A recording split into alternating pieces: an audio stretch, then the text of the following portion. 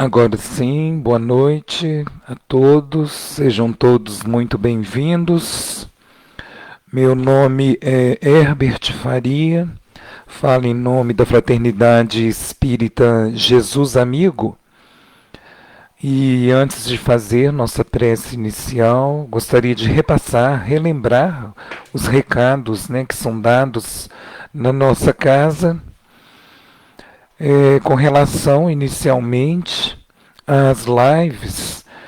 Acontecem diariamente às 9 horas da manhã, de todos os dias, domingo a domingo.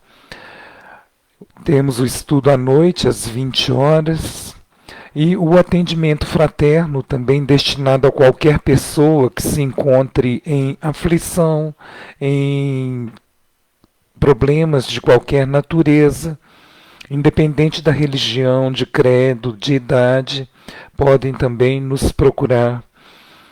Lembramos que o estudo sistematizado da doutrina espírita acontece todas as quintas-feiras, às 19h30. É um estudo online e os interessados deverão encaminhar o nome e um contato inbox para que a gente possa conversar, E também lembramos que aqueles que se interessam podem colocar aí ao lado do computador, ao lado do equipamento, um copo com água, porque essa água será fluidificada. Os espíritos colocarão o remédio necessário a todos aqueles que buscam, que procuram algum tipo de auxílio, será colocado diretamente na água destinada a essa pessoa. Bom, vamos fazer a nossa prece para dar início à nossa reunião, aos nossos comentários de hoje. Vamos fechar nossos olhos, elevar nosso pensamento ao Mestre Jesus e pedir a Ele que nos oriente, que nos acompanhe, que nos encaminhe, nos direcione nesse estudo que será feito essa noite. E aproveitamos, Senhor, pedimos pelos enfermos, que são tantos, nessa situação difícil em que o planeta se encontra. Pedimos também por pessoas que tivemos conhecimento que hoje desencarnaram, que recebam o atendimento adequado no plano espiritual. E pedimos que estejam sempre conosco através dos espíritos superiores, nos encaminhando, nos orientando em todos os momentos de nossa vida. Pai nosso que estais nos céus, santificado seja o vosso nome. Venha a nós o vosso reino. Seja feita a tua vontade, assim na terra como nos céus.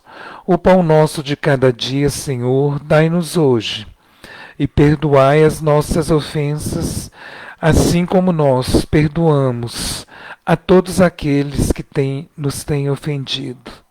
Não nos deixeis, Senhor, cair em tentações, e livra-nos de todo mal. Que assim seja. Bom, o tema que nos foi solicitado essa noite é um tema bastante intrigante, curioso até, por sinal, nos chama muita atenção, porque vem falar exatamente da situação do homem e sua evolução. Nós vamos tratar do Evangelho segundo o Espiritismo, no capítulo 24, intitulado Não Pôr a Candeia Debaixo do Alqueire, e o item 8, 9 e 10, intitulado Não Vades ter com os gentios. É um tema bastante intrigante, pois o tempo inteiro Jesus nos ensina, nos aconselha o contrário. né? Jesus nos fala, nos direciona a estarmos com Ele, dividindo todos os seus ensinamentos, dividindo toda a sua, do seu conhecimento.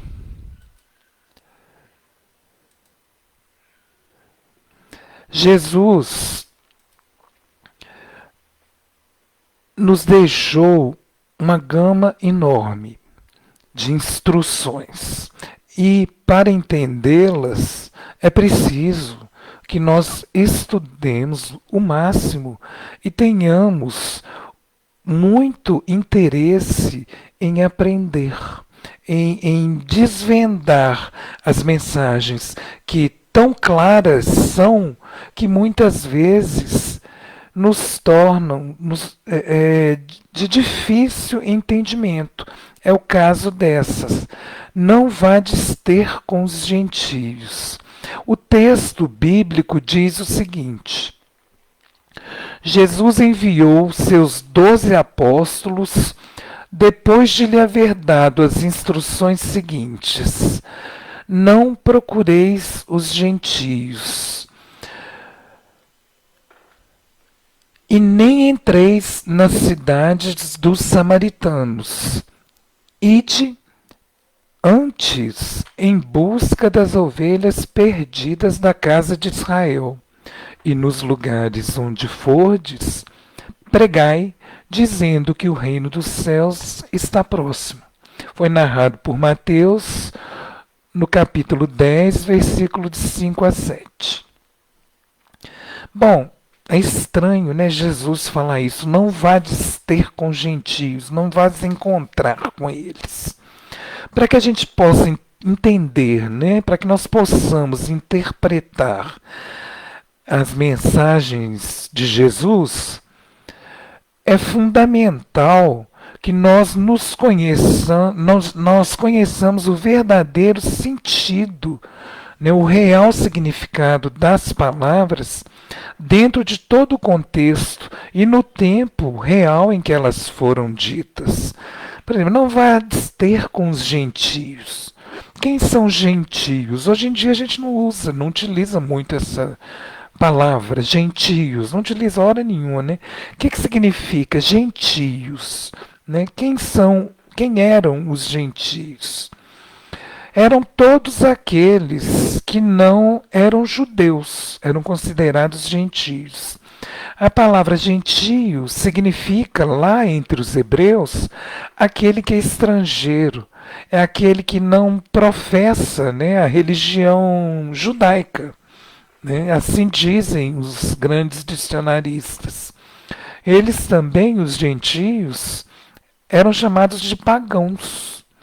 Aqueles povos politeístas, os que não seguiam a Torá, que era, vamos dizer, a Bíblia, né, do povo judeu. Ou seja, eram aqueles povos que cultuavam vários deuses. E uma das características marcantes do povo judeu é que eles eram monoteístas.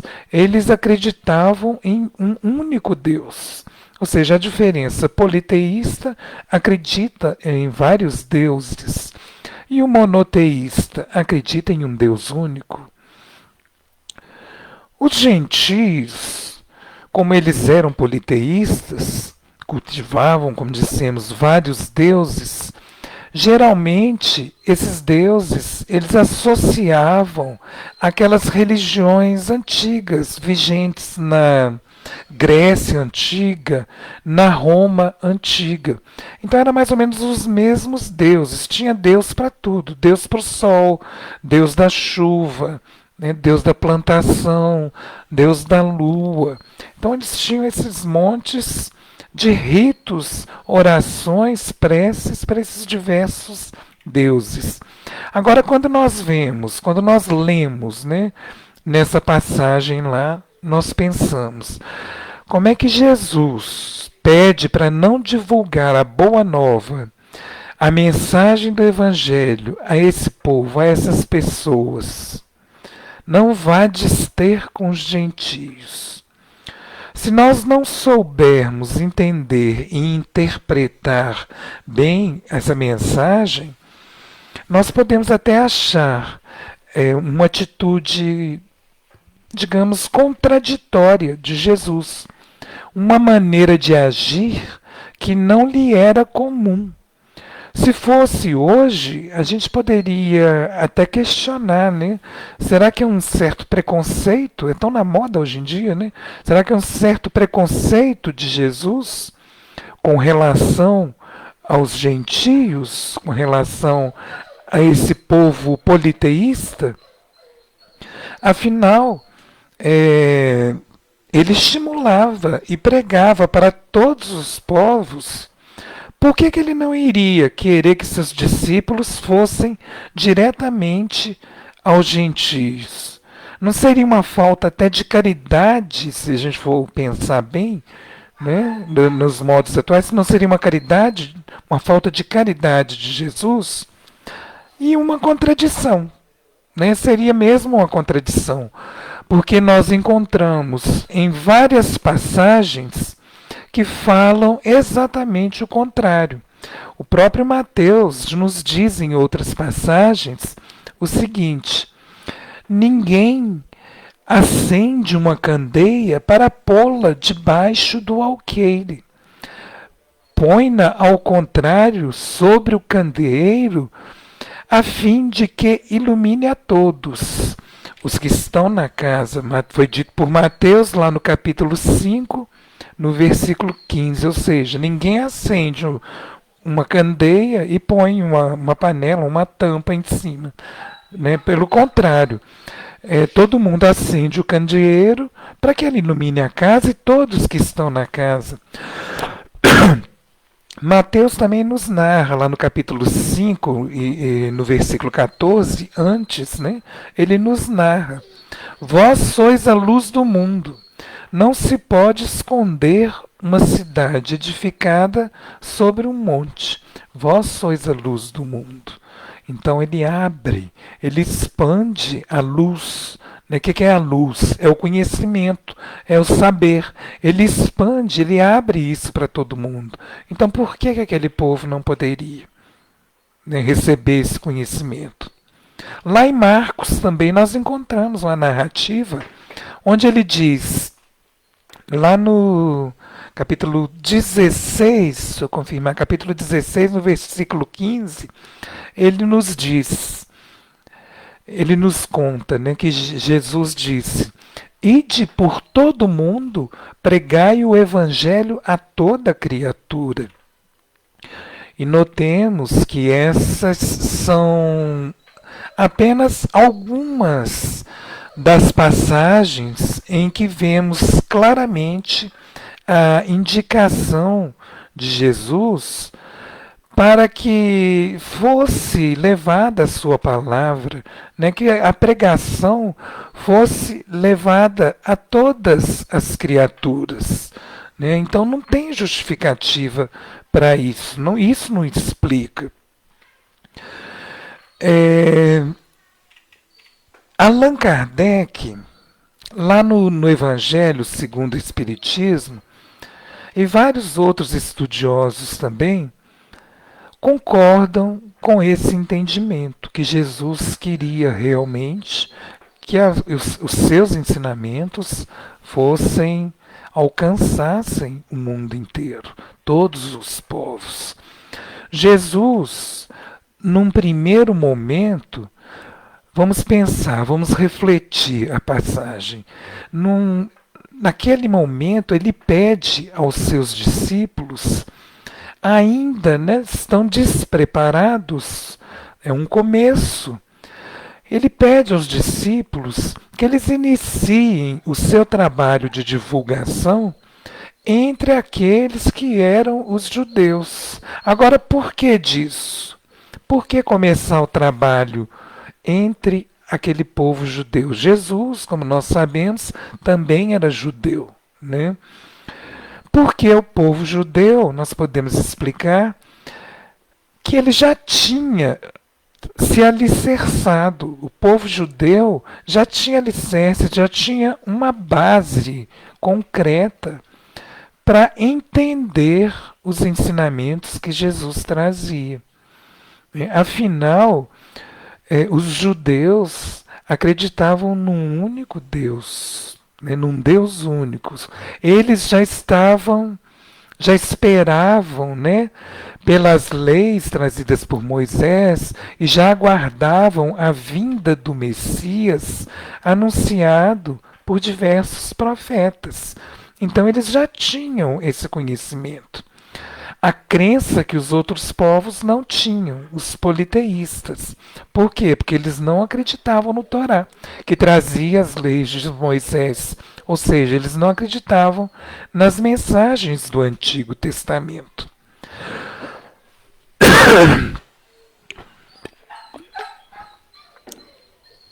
Jesus, então, é complacente com os apóstolos. Ele entende, ele faz até uma caridade na realidade, Ele entende que isso seria uma tarefa extremamente árdua e muito difícil aos seus discípulos fazer a conversão daquelas pessoas. Aí ele pensa, então vamos seguir gradativamente, começando por aqueles que já estão preparados, mas são então as ovelhas perdidas da casa de Israel. Ou seja, o povo de Israel já tinha o conhecimento, já tinha base, já tinha preparo, mas andava também, como nós até hoje, se esquivando um pouco das leis trazidas por Moisés naquela época. Esse preparo dos apóstolos de Jesus só iria acontecer, vamos dizer, muito tempo depois, como na conversão de Paulo, antes chamado Saulo de Tarso, que perseguia os cristãos, matava cristãos, fazia horrores aos cristãos. Por volta desse período da conversão de Paulo é que os apóstolos então já tinham vivido muitas experiências, já tinham adquirido, feito o crescimento da fé e entendido muito mais, A fé já era inquestionável, inabalável, e já tinha uma força e a sabedoria para levar a mensagem e os ensinamentos de Jesus às outras regiões. É interessante, que aqui nós podemos tirar, como é que a gente pode dizer, uma outra lição, uma outra mensagem, um outro ensinamento, válido para nós até hoje. Quantas e quantas vezes nós achamos que a nossa crença, a nossa religião é que é certa, a nossa religião é que deve ser seguida. Isso a gente vê o tempo inteiro acontecendo por aí, nas ruas, em templos e tal. E nós também fazemos isso. Muitas vezes nós queremos que as pessoas aceitem de imediato as nossas crenças, as nossas verdades. Assim, é chocante, É um grande erro nosso.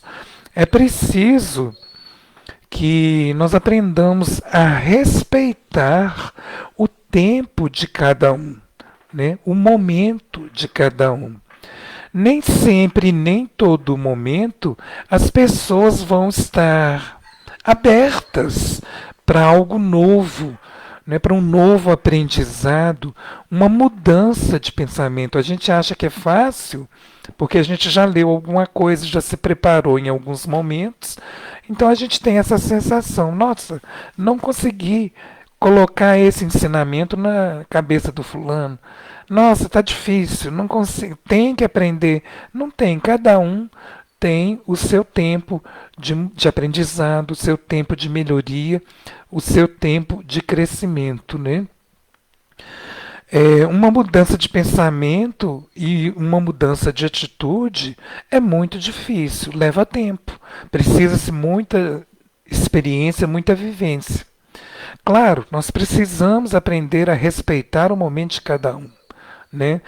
Sempre devemos estar abertos, nos diz Jesus, né, para falar, para divulgar as coisas novas.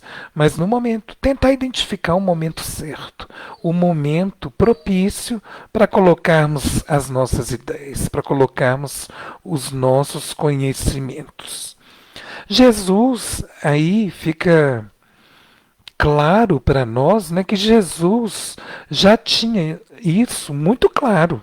Ele já entendia perfeitamente essa situação.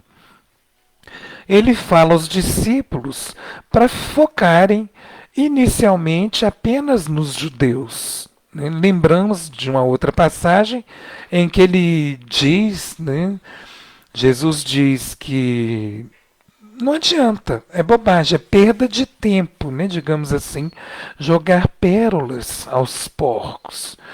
Nada mais significa isso, né, que jogar tanto ensinamento, tanta sabedoria a quem não vai poder, que a quem não vai conseguir interpretar, entender e botar em ação, fazer um movimento, né, de colocar esses conhecimentos nas ações, nas atitudes.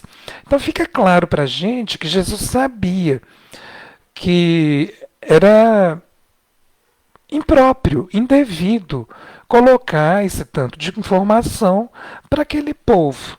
E ainda mais, né, levando-se em consideração o despreparo ainda dos apóstolos.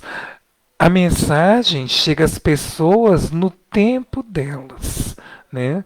E o tempo para as pessoas de Israel já havia chegado. Elas já estavam aptas a receber todos esses novos conhecimentos que estavam sendo trazidos por Jesus. Tudo tem o tempo certo para acontecer, gente. Tudo tem o momento exato. A gente às vezes perde muito tempo tentando fazer com que as coisas aconteçam como magia para a gente, né? Mas não, tudo tem seu tempo, tudo tem a hora certa. A conversão dos gentios também não difere. A conversão dos gentios acontece na hora certa, né? Acontece no momento exato que os apóstolos se encontram maduros e saem a pregar os ensinamentos pelo mundo. Bom, é importante também refrescar.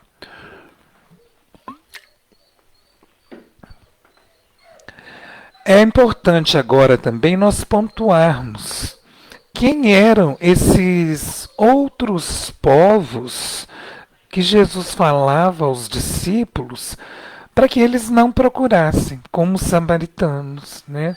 Não procurai os gentios nem os samaritanos. Né? Os gentios já sabemos quem eram eles e por que não deveriam serem procurados. Né? Quem eram, afinal, esses samaritanos? Os samaritanos eram aquelas pessoas, os nascidos em Samaria, na cidadezinha Samaria, que era a capital então do reino de Israel. Mas era também, ao mesmo tempo, um povo dissidente, separado. Eles seguiam, sim, os ensinamentos, os mandamentos de Moisés, e com a dissidência, né, essa dissidência histórica que aconteceu por volta do século VIII, né, antes de Cristo, que logo após a morte do rei Salomão, houve então a cisão das tribos de Israel. A versão surgida, né? A versão nós vamos ver por quê. Surgida nessa época foi se aprofundando com o tempo.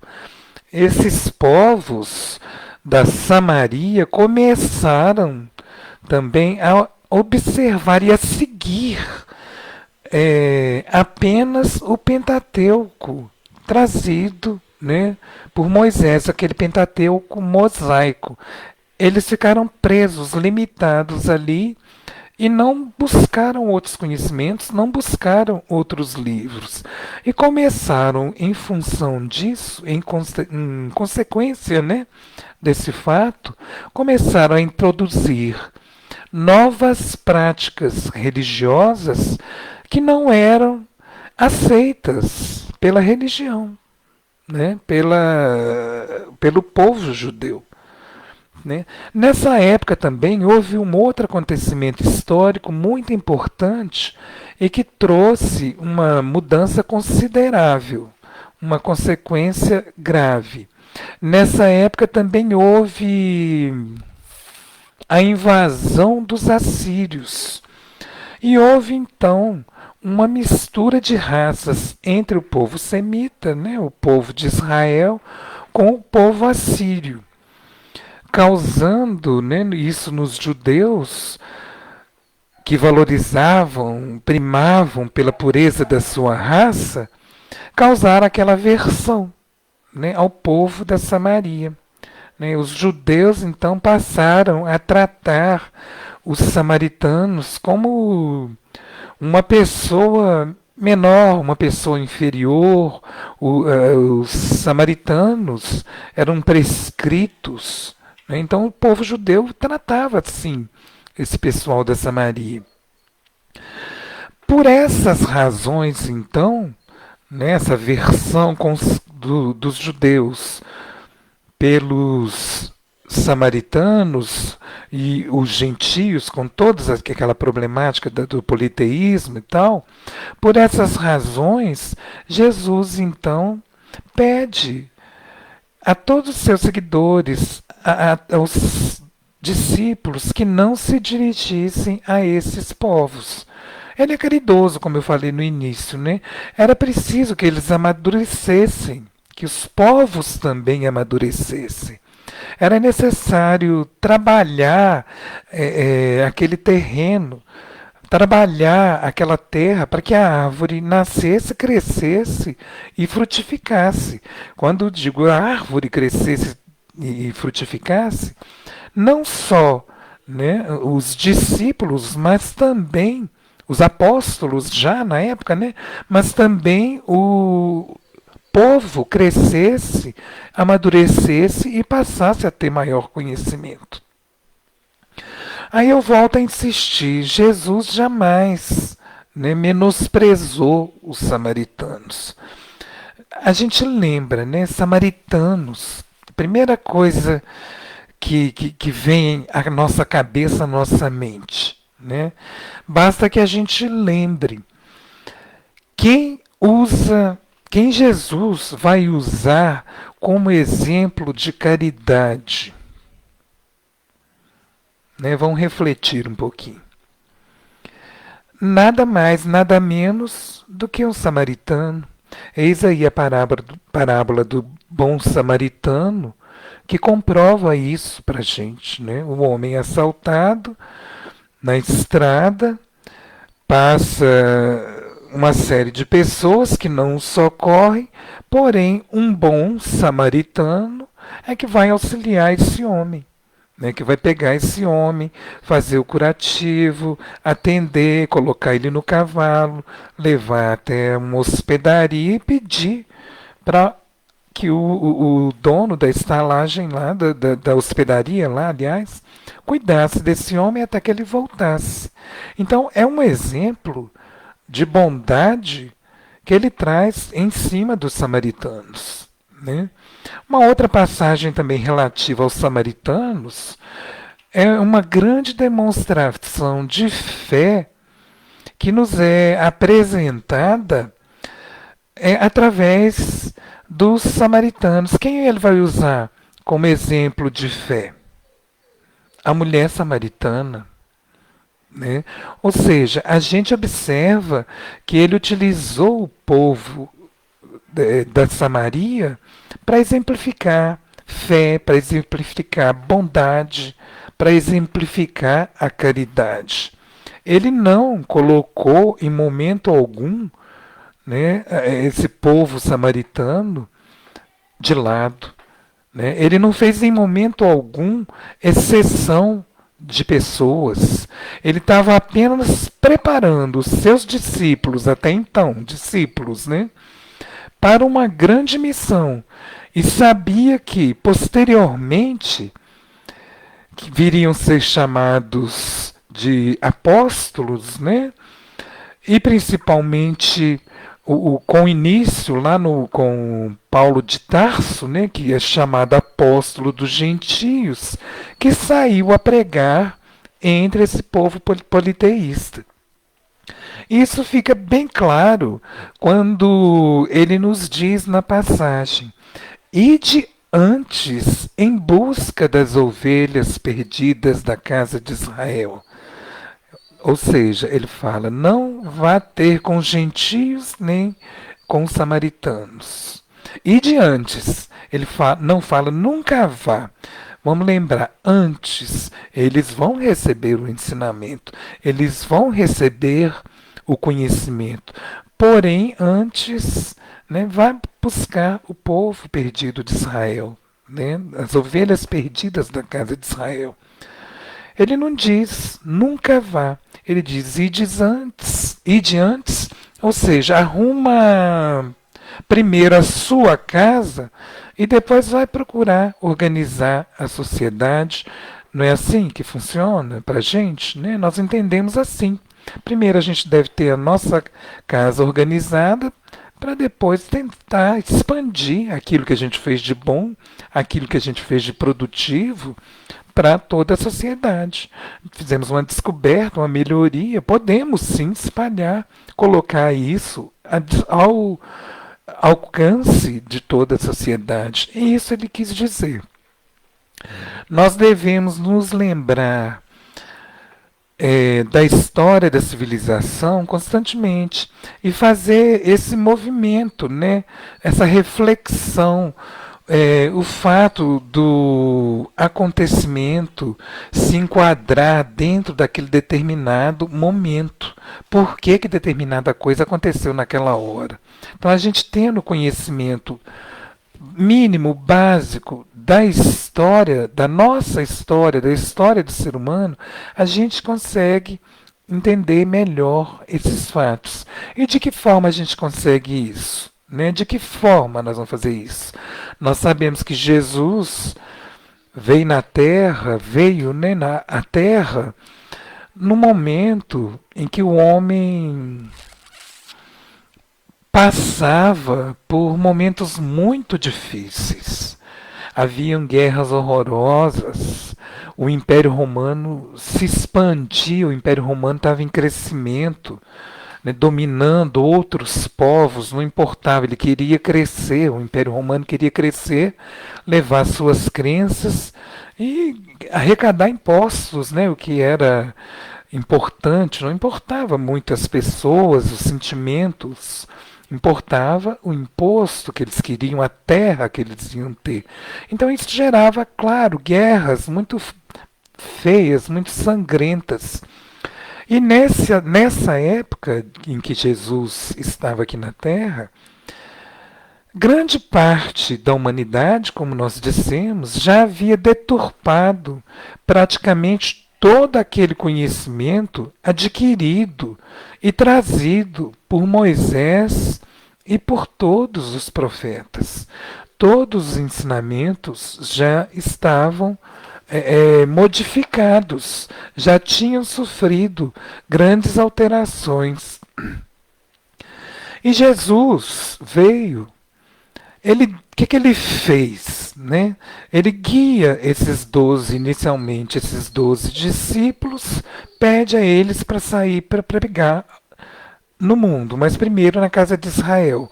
Por quê? Porque ele deu um salto imenso nas ideias e nas práticas religiosas que vinham sendo utilizadas pelos povos, né? Principalmente os politeístas, né? Que tinham aqueles grandes cultos, vários deuses, tal, ia ser difícil.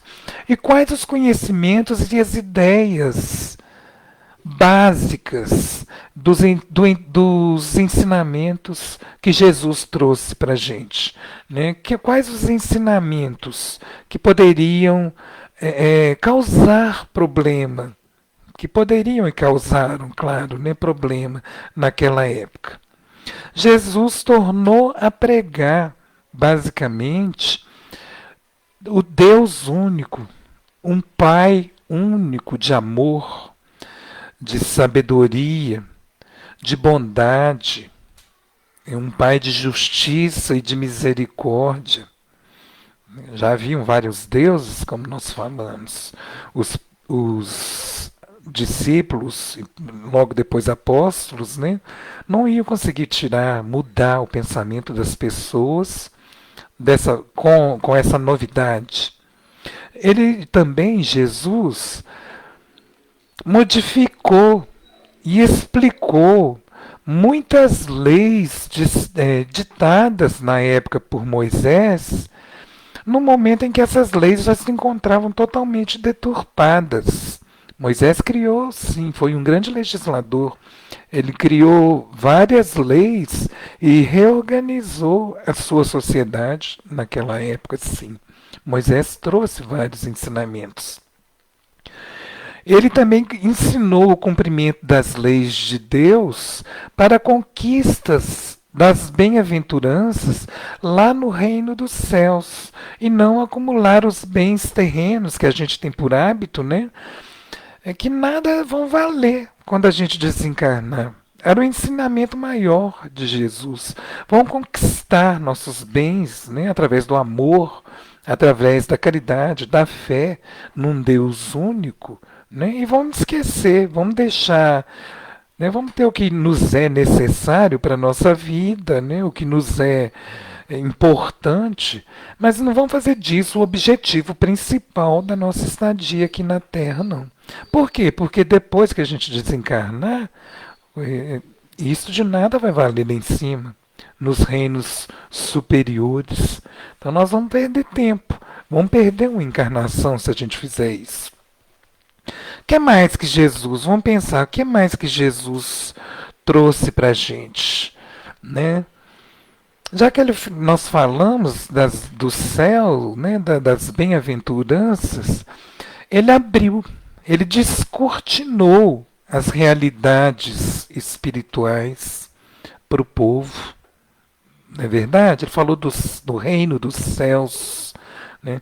Ele combateu as práticas religiosas que não eram condizentes com as leis divinas. Nossa, era tanto sacrifício, tanta morte de animais, de humanos, em prol de desejos materiais para que deuses atendessem às necessidades do homem naquela época. Jesus também combateu as condutas morais, né, corrompidas já pelo homem. Então Jesus pregou uma série de coisas que para os discípulos posteriores apóstolos, eu sempre friso, né, pela diferença, para eles, discípulos, então, ia ser difícil. Eles provavelmente não conseguiriam. Se o próprio Jesus teve grandes dificuldades, teve o destino que nós sabemos, que nós conhecemos, né, sofreu tudo que ele sofreu, passou por aquilo tudo, que dirá no que não aconteceria com os discípulos, com os apóstolos. Né? Eles iam passar um sofrimento talvez muito maior, e as palavras talvez não teriam repercutido até hoje como elas repercutem, como elas ecoam até hoje. Né?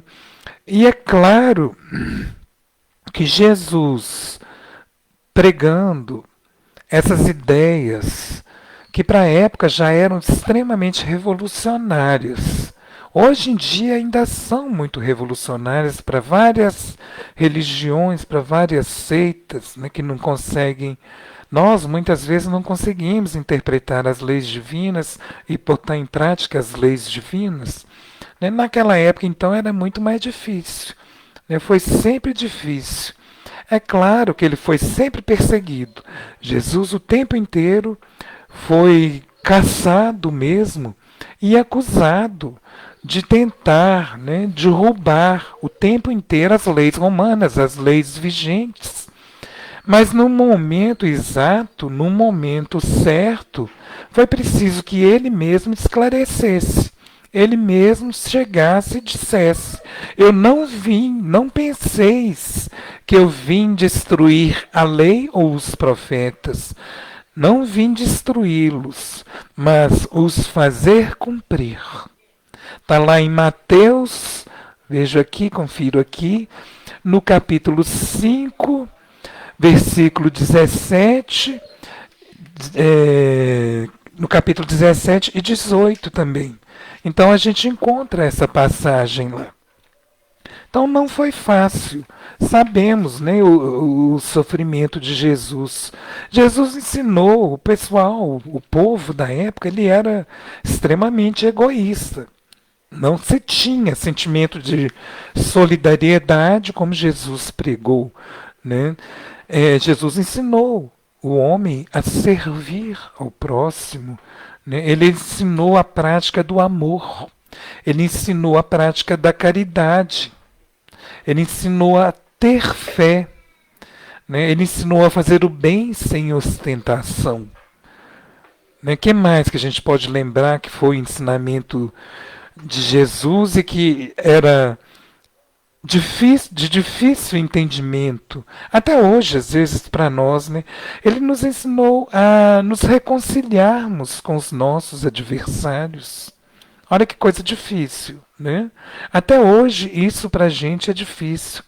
Perdoar aquelas pessoas que nos ofendem. O tempo inteiro a gente se sente ofendido aqui ou ali, em determinadas situações, né?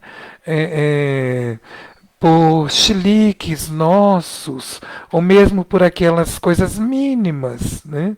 Que não tem necessidade, mas a gente transforma normalmente num bicho de 7 cabeças. Então foram esses os ensinamentos que ele nos deixou. E pediu que não fossem levados por enquanto, e repetindo, até que, quando apóstolos experientes, fosse iniciado o trabalho, esse tipo de trabalho, com Paulo de Tarso.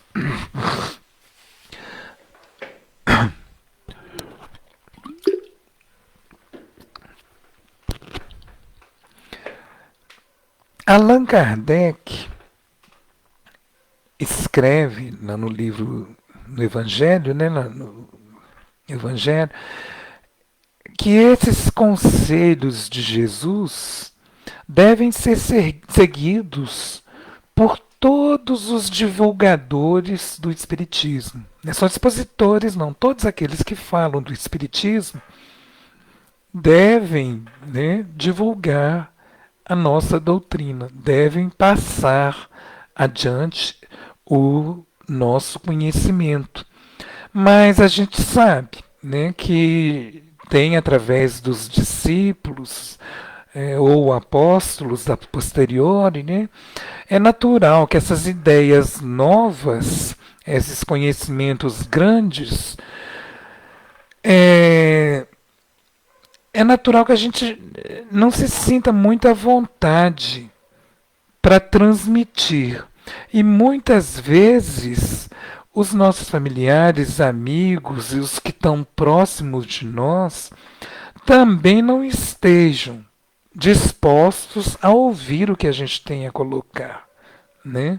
Mas a gente tem que tentar, sem insistência, lembrando sempre do tempo de cada um. O espírita, nós espíritas, jamais devemos esquecer, né, do respeito que nós devemos ter para com o próximo, né? Devemos respeitar, sim, a escolha dos demais. Não devemos jamais sair impondo a nossa doutrina, como a gente vê muito por aí, a minha doutrina que é a certa. Olha o respeito. Se a pessoa não estivesse naquela determinada religião, provavelmente ela estaria fazendo coisas piores, coisas dúbias, coisas que lhe causariam problemas. Então vamos respeitar. né? Vamos respeitar, vamos concordar com as ideias alheias. Sabemos, temos o nosso conhecimento básico, vamos continuar buscando nos estudos, na nossa prática do Evangelho, da fé, da caridade, né? E demonstrar, através de nossas atitudes, o que é ser espírita e o quanto, o que a gente ganha, né? Que normalmente acontece, às vezes acontece. Você ganha o quê sendo espírita? Eu não ganhei carro, eu não ganhei empresa, eu não ganhei nada, mas eu ganhei fé, eu ganhei conhecimento, ganhei a companhia de espíritos evoluídos para estarem comigo, me acompanhando, me vigiando, né, me ajudando na minha caminhada, né? Divulgar esses ensinamentos a todos aqueles que demonstram interesse. Não vamos perder a oportunidade de praticar a caridade, nem perder a caridade de transmitir os nossos ensinamentos àqueles que passam por dificuldades e não conseguem entendê-la. Né? Não conseguem ver que essa dificuldade pode ser um fator de crescimento para essa pessoa. Podemos ajudar essa pessoa nas suas decisões. Né? É nosso dever, como espírita, auxiliar. Isso é servir ao próximo também. Né? Muitas pessoas estão ansiosas, né, com esse viver, demonstram desejo de novos conhecimentos, de novas ideias. Então nós devemos sim aproveitar essas pessoas, esses momentos adequados para passar os nossos princípios, fazer a divulgação da nossa doutrina, né, levar, né, como os apóstolos fizeram, os nossos conhecimentos no tempo certo às pessoas certas. Divulgar, né, os interessados e os necessitados a nossa doutrina. Todos nós, gente, somos filhos de Deus. Todos nós que compomos a Terra, que estamos aqui na Terra, somos a humanidade. Um dia, querendo ou não, nós todos vamos nos rendermos às verdades divinas. Então nós precisamos sim respeitar as escolhas de cada um e compreender Deus, né? Respeitar o livre-arbítrio de cada um e saber que as leis divinas, sábias e misericordiosas, vão ser levadas a cada um no seu momento, né, na hora certa, na hora da sua necessidade. Assim, o Espiritismo, a gente passa a entender que ele não é privilégio, né, privilégio de nenhuma nação, de nenhum povo específico, não. Né? Nem dos gentios, nem do povo da Samaria, nem de romano, de ninguém. Ele está aí para todos nós. Agora compete a cada um de nós buscarmos, procurarmos os princípios espíritas. Não vai ser de um dia para o outro, não. É pouco a pouco. Né? É abrindo nossas mentes, abrindo nossos corações, deixando a razão prevalecer e deixando com que nossa maturidade floresça, nosso senso moral floresça, aí sim nós vamos subir mais um degrauzinho na nossa escala evolutiva, vamos estar mais perto de Deus, praticando os ensinamentos de Jesus. Bom, amigos, era essa a nossa mensagem de hoje. Nós agradecemos a atenção e vamos fazer então, né, a nossa prece de encerramento dos nossos trabalhos. Vamos fechar os nossos olhos. Vamos agradecer a Jesus, aos benfeitores espirituais que estiveram aqui conosco, que nos auxiliaram nesse momento, que nos acompanharam, que nós possamos, a partir de hoje, sermos pessoas melhores, mais conhecedoras dos ensinamentos, mais fiéis aos ensinamentos do Cristo e mais curiosos, mais disponíveis, mente e coração abertos a receber esses ensinamentos. Que assim seja, Senhor. Obrigado a todos, tenham todos uma boa noite.